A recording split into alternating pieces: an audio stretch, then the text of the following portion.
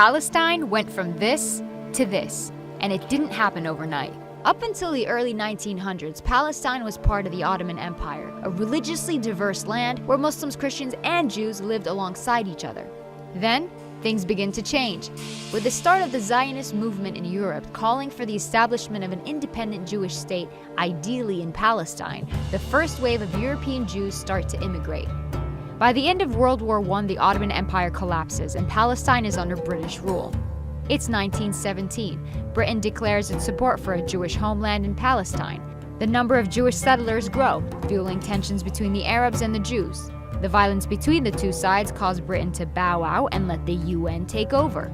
The UN approves of a plan to split Palestine into two states: Jewish Israel, Arab Palestine.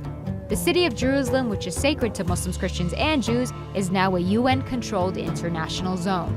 Jews accept the UN partition plan and declare independence as the State of Israel, but neighboring Arab countries object to the land takeover. This marks the beginning of the First Arab-Israeli War. Israel is victorious and makes a grab for the land intended for the Palestinian state under the UN. The land gets divided into three parts. Jordan occupies the West Bank and East Jerusalem, Egypt occupies Gaza, and the State of Israel takes 78% of historic Palestine, including West Jerusalem.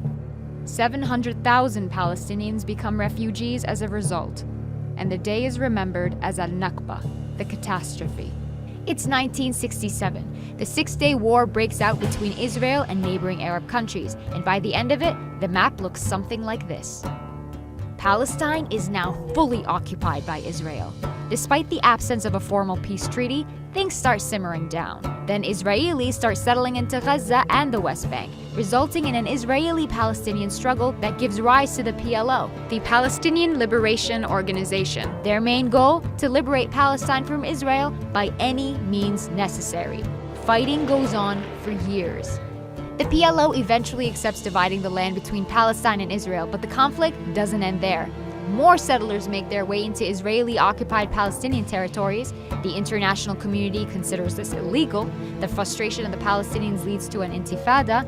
As a result, Hamas is born, a political movement determined to fight against Israeli occupation of the West Bank and the Gaza Strip.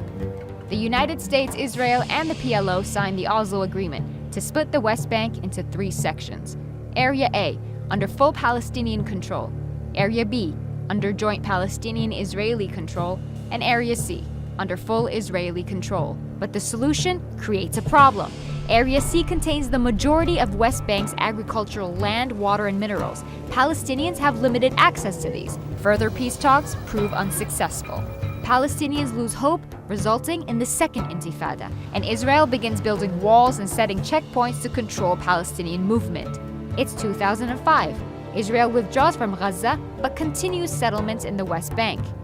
Hamas gains power in Gaza and splits from the Palestinian Authority, seeing it as being too secular. The West Bank and Gaza are now under separate leadership. Israel imposes a blockade restricting any form of movement by land, air, or sea. It's 2017, and this is the current situation of Palestine. There are solutions on the table, but will we see them implemented in our lifetime?